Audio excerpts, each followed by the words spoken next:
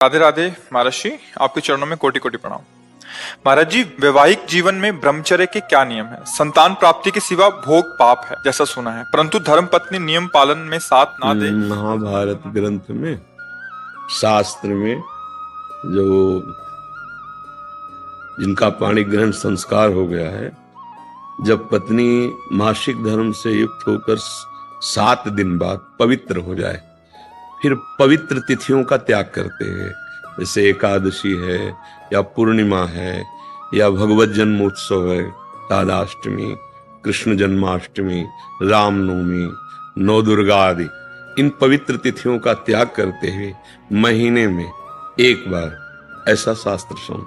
पर उसे हम इसलिए व्यक्त नहीं करते कि जितना अधिक दोनों मिलकर संयम कर सको अच्छा है, पर यदि नहीं संयम तो एक बार का लिखा है कि जब तक मासिक धर्म से युक्त माताएं बहनें रहती तब तक स्पर्श भी न करे, मतलब उस भावना से, और जब पवित्र हो जाए तो एक बार के लिए, ऐसा शास्त्र में वर्णन है, तो वो पवित्र रहेंगे और उस शरीर स्वास्थ्य भी ठीक रहेगा और संतान उत्पत्ति के लिए भी मंगल में माना गया।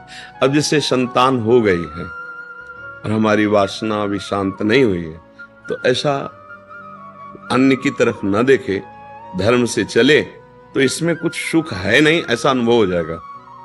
बहुत देखे, हम तो बिना पढ़े लिखे गांव के लोगों को देखा है कि 1-2 संतानें हो गई तो घर के बाहर लेटने लगे परिवार से, क्योंकि वास्तविक इसमें सुख नहीं है।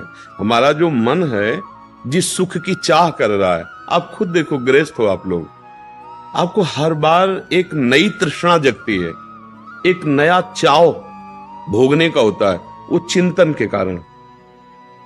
ऐसे इस शरीर से नहीं तो इस शरीर से, इस प्रक्रिया से तो नहीं इस प्रक्रिया, और उन प्रक्रियाओं को, उन शरीरों को भोगता है, पर फिर भी एक नई तृष्णा, मतलब सुख नहीं मिला। नहीं तो ऐसा ना जैसे हम प्यासे, पानी मिल जाए तो हाँ भाई तृप्ति हो गई, जैसे केवट जी कह रहे हैं, अब कछुनाथ न चाहिए मोरे।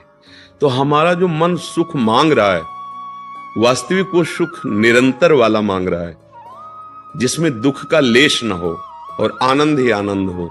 अब हमारा ज्ञान के कारण चिंतन बदल गया, हम देहाभिमान भाव से हो गए कि मैं पुरुष हूं। अब हमारी मांग 5 ज्ञानेंद्रियों और मन के सहित, मना कष्टान इंद्रियाणि प्रकृति स्थान कर सकती। अब वो प्रकृति से सुख चाहने लगा, हर इंद्रिय हमारी प्रकृति भोग में, और इसका नाम भगवान ने गीता में रखा है दुखालयम अशाश्वतम। तो हर भोग का अंतिम परिणाम खाली हाथ, अशांति और भारी भोग तृष्णा। जो जितना भोगता है उतना ही कामी होता जाता है। जैसे आग में घी डालते रहो तो बढ़ेगी ना, ऐसे भोग तृष्णा है। तो अपनी भोग तृष्णा हम पूरी त्याग नहीं सकते, इसलिए हमारे को प्रवृत्ति मार्ग मिला है, गृहस्थ धर्म, पाणी ग्रहण संस्कार, धर्म पूर्वक पत्नी को स्वीकार करके दोनों एक दूसरे की मनोवृत्तियों को मिलान करें, धर्मयुक्त, अर्थात एक दूसरे से प्रेम बनाए हुए आजीवन, अन्य दूसरे का कैसी भाव से। तो जितना धर्माचरण होगा उतनी वासना बढ़ती चली जाएगी, और जितना धर्माचरण होगा तो धर्म के प्रभाव से वासना शांत होती चली जाएगी। तो इसीलिए व्रत नियम लगा दिया गया कि आपने जो पाणी ग्रहण किया है बस उसमें, और उसमें भी 1 महीने में एक बार, जो हमने शास्त्रों में पढ़ा कि मासिक धर्म के 7 दिन, 7-8 दिन तक बिल्कुल नहीं, और जब वो पवित्र हो जाए तब फिर ऐसा करें। ऐसा अभी परसों ही वो चीजें हम सुनाते इसलिए नहीं है कि भ्रष्टाचार बढ़ा हुआ, कौन धर्म की बात मानेगा। गर्लफ्रेंड, बॉयफ्रेंड, आज ब्रेकअप, दूसरे के साथ, फिर कल उससे, ये क्या है? ये क्या है? ये संस्कार है हमारी नई पीढ़ी के। इस पर इसलिए हमारा हृदय जल जाता है।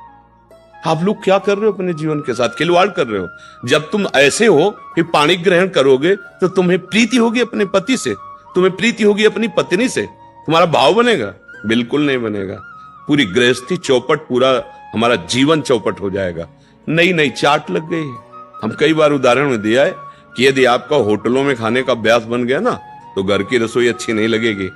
ध्यान रखना, अगर एक पत्नी से चलोगे व्रत लेकर, धर्म से, एक सीमा, और धर्म की पूर्ति के लिए संतान उत्पत्ति क्रिया, और बाद में निवृत्त होकर भगवान को प्राप्त करना। अगर आप व्यभिचार करेंगे तो इतनी आसक्ति बढ़ जाएगी, आप लोगों को क्या बताना है। अवस्थाएं हो रही, पर मन की दशा को देखो क्या है। पैसा है तो आप पैसे के बल से कौन सा व्यभिचार कर रहे हैं, आप देख लो ना, अपने जीवन को देख लो। हमें क्या बताने की जरूरत है, क्योंकि हम तो शास्त्र के इशारे को देखते हैं कि अगर मन भगवान में नहीं लगा तो तुम चाहे 90 वर्ष के हो, वही मन मांगेगा जो जीवन भर मांगा है। तुम्हारी वासना तुम्हें जलाएगी, भ्रष्ट करेगी, नीचे गिराएगी। इसलिए भाई अब हमारा तो इस विषय में बोलने की हिम्मत ही नहीं रह गई है। हिम्मत तो तब हो ना जब आपके आचरण पवित्र हो। 20-25 तक पहुंचते पहुंचते आपने अपना सर्वनाश कर दिया अन्य क्रियाओं से, अन्य वासनाओं से। कैसे बताए, कैसे बताए, कैसे तुम पवित्र होगे, कैसे तुम्हारा जीवन पवित्र, कैसे गृहस्थ धर्म तुम्हारा वो अपनी तरफ, आप अपनी तरफ, ये गृहस्थी है। अरे दोनों एक, चाहे दुख आवे चाहे सुख आवे, बाहु से बाहु मिला करके आगे बढ़ते हुए धर्म पूर्वक, तो संतानें पवित्र उत्पन्न होंगी। समाज में आप सुख वर्धन करने वाले बनेंगे। नहीं आपस में एक दूसरे से विरोध होगा और फिर तो बच्चा समय तो ऐसा आ रहा है कि अब धर्म ग्रंथों में जो लिखा हुआ, वो लिखा हुआ ही केवल है। विदुर जी महाराज के वचन है कि जब स्त्री मासिक धर्म से पवित्र हो जाए तब पुरुष संतानोत्पत्ति की भावना से, अब मान लो संतानोत्पत्ति नहीं चाहिए, अब वासना है, तो अन्य जगह जाने की जरूरत नहीं है। आपने धर्म पूर्वक दोनों ने स्वीकार किया है, वहां कोई पाप नहीं होगा।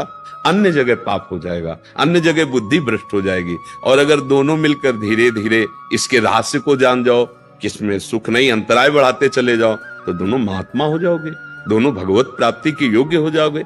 ऐसे चला है। देखो प्रीति में सुख है, प्रीति में सुख है। वास्तविक देखो, जब आपको किसी से प्रेम हो जाता है वास्तविक, वो काम चीज अलग है, चेष्टा अलग है, काम चेष्टा, काम क्रिया, प्रीति। तो प्रीति में उसके दर्शन से, संभाषण से, उसको खिलाने से, पिलाने से, उसको सुख देने से एक हृदय में विशेष आनंद आता है। अपने प्यारे को सुखी देख करके एक सुख आता। अब यहां क्या है, अपने प्यारे से प्यार नहीं है, स्वार्थ खेल रहा है, वासना खेल रही है। आप देखो ना, नहीं ऐसा नहीं हुआ है।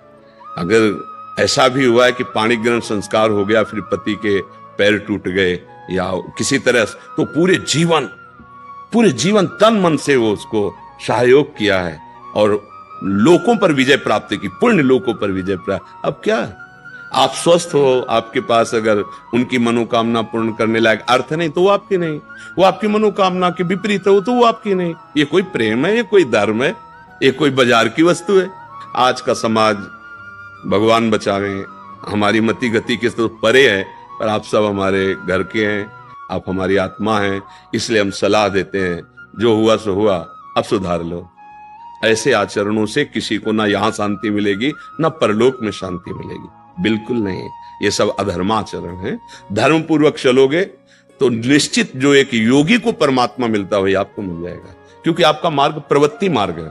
धर्म पूर्वक पाणी ग्रहण संस्कार करो, अतिथि सेवा, साधु सेवा, परिवार सेवा, समाज सेवा, देश सेवा करते हुए भगवत प्राप्त हो। दोनों की बात है, लक्ष्य दोनों का भगवत प्राप्ति, मंगल है, धर्म है। तो अपने अपने धर्म से चला जाए तो आज भी शांति है, विश्राम है। देखो आपको केवल अपनी पत्नी से प्यार हो और उसको केवल आपसे प्यार हो। आप पूरा काम करके आए 10-12 घंटा बाहर से, जब घर आएंगे ना तो देखने मात्र से थकान मिट जाएगी। प्यार का एक व्यवहार, प्यार का एक वातावरण और संबंध नहीं, केवल आप देखने को पति पत्नी हो। तो जब थकित आएंगे तो आग तुम्हारे हृदय जल जाएगा। उसका अलग व्यवहार, उसका अलग व्यवहार, क्या जीवन। अब सोचो प्रवृत्ति स्वीकार किया तो क्या जीवन। अब वो कैसे स्वीकार करे आपको, या आप उसे कैसे स्वीकार करें। आपके पास पैसा है, दसियों लोगों से आपका व्यवहार है, अब मानसिकताएं बदल रही हैं बहुत बहुत। इसलिए अगर मंगल चाहते हो यहां और वहां तो होश में हो जाओ, नहीं हर कर्म का फल आपको मिलेगा। तो देखते हो ना, जेल में आज जाकर जानकारी करो तो आधे से ज्यादा लोग इसी में बंद हैं। तो जब यहाँ की जेल कानून, तो आपको परमार्थ का जो अध्यात्म का है जो निर्णय है वो तो दंड मिलेगा ही। ऐसा नहीं है कि जो मनावे सो कर लो। इसलिए धर्म से चलो, नाम जप करो, पवित्र भोजन पाओ। और ये जरूर ध्यान रखो, अगर आप अपने माता पिता की सेवा नहीं की, जो घर में वयोवृद्ध जन है, जो अब वास्तविक उनको आपकी जरूरत है, तो आप कितना भी धन कमा लो कभी शांति प्राप्त नहीं कर सकते।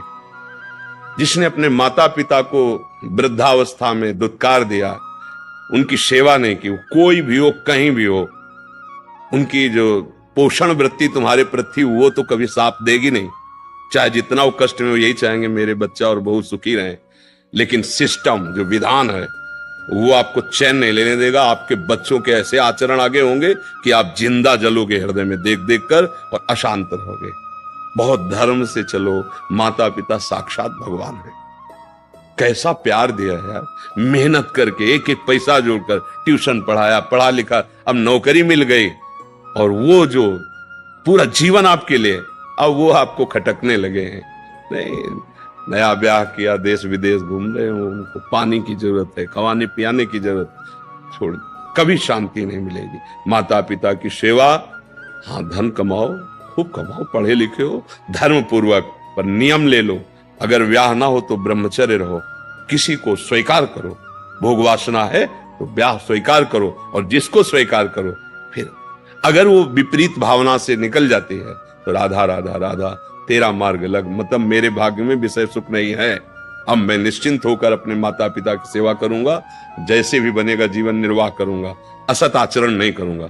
अगर फिर कहीं संयोग बन जाता है तो फिर उसे धर्म से स्वीकार कर लो। चलो कलयुग है, फिर स्वीकार, अधर्म आचरण नहीं, व्यभिचार फिर भी नहीं, क्योंकि वो तुम्हारी दुर्गति कर देगा। व्यभिचारी को कभी शुभ गति नहीं होती। और आज शौक है इस बात का, ये नरक की सर्टिफिकेट है। भगवान बोले काम क्रोध लोभ ये नरक की सर्टिफिकेट है। अगर अधर्म पूर्वक इनका भोग करोगे, जैसे आप अपनी पत्नी से, तो ये धर्म है।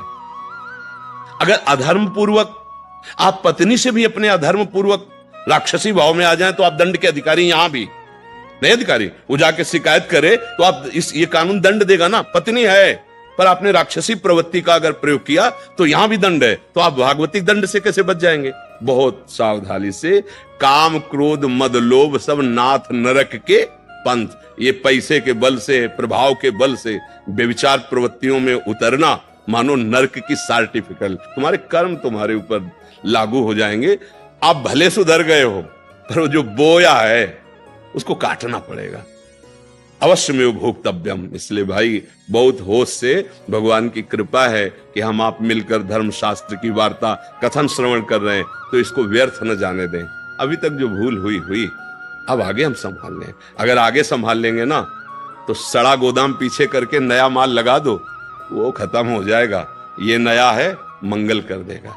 हमारा जो गलत आचरण वो हमें बख्शेगा नहीं। अगर भजन नहीं किया, सत आचरण में नहीं चले, माता पिता का दुलार जो हमें मिला उसका हम परोपकार, हम कृतज्ञता, उनको वैसे ही दुलार करें। अब वृद्धावस्था आ रही है, हम इसलिए बोल रहे हैं कि बहुत से उदाहरण हमारे सामने। अब वो शौच चारपाई में ही कर रहे हैं, कोई उठा, नौकर थोड़ी करेगा। नौकर तो क्या बर्ताव करता है, आपको जैसे आपको दुलार उन्होंने किया था, अब अवसर आया है, आप दुलार कर लो, निश्चित मंगल हो जाएगा। दिन रात राधा कृष्ण की भक्ति में डूबना चाहता हूँ, परंतु पत्नी भगवान को मानती तो है पर संसार से बहुत ज्यादा मोह है। ज्यादा भक्ति करने की कोशिश करता हूँ तो बोलती है शादी ही क्यों की थी। कृपया करके मार्गदर्शन करें कि इस माया से आपका स्वांग करना कमजोर है, पत्नी का दोष नहीं, आपका दोष है।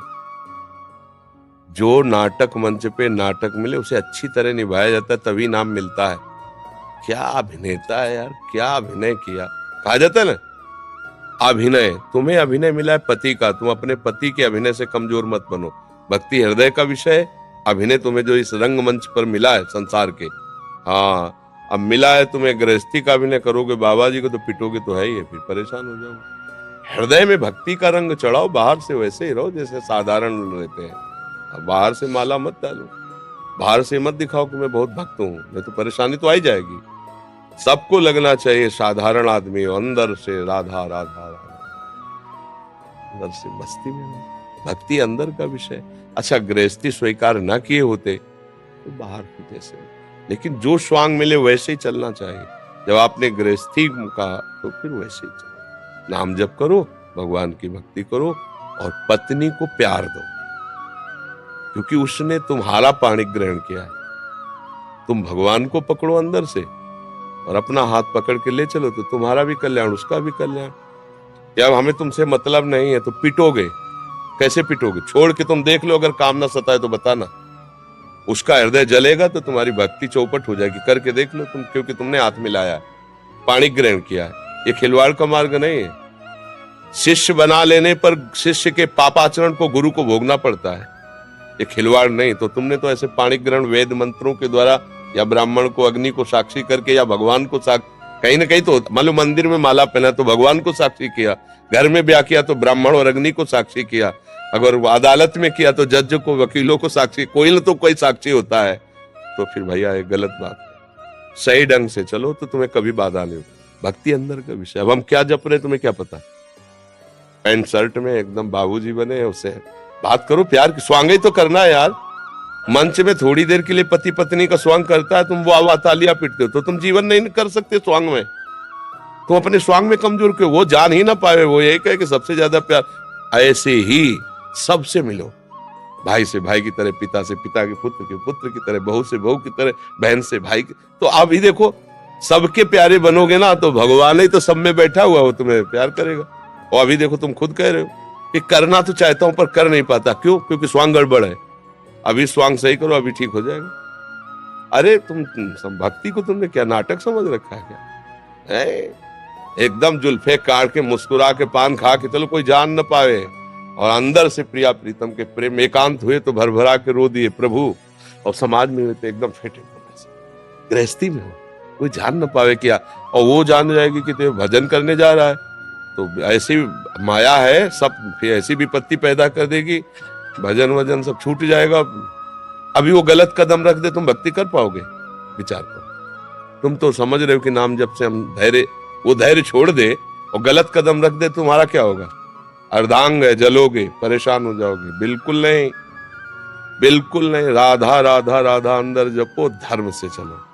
जो तुम गृहस्थ धर्म स्वीकार वैसे, बच्चे से उसको प्यार दो, उसमें भी भगवान है, पत्नी में भी भगवान, वैसे ही प्यार दो। अपने सुख लेने की भावना तुम्हें जलाती है, सुख देने की भावना कर लो तो सब में भगवान, सबका आशीर्वाद चाहिए।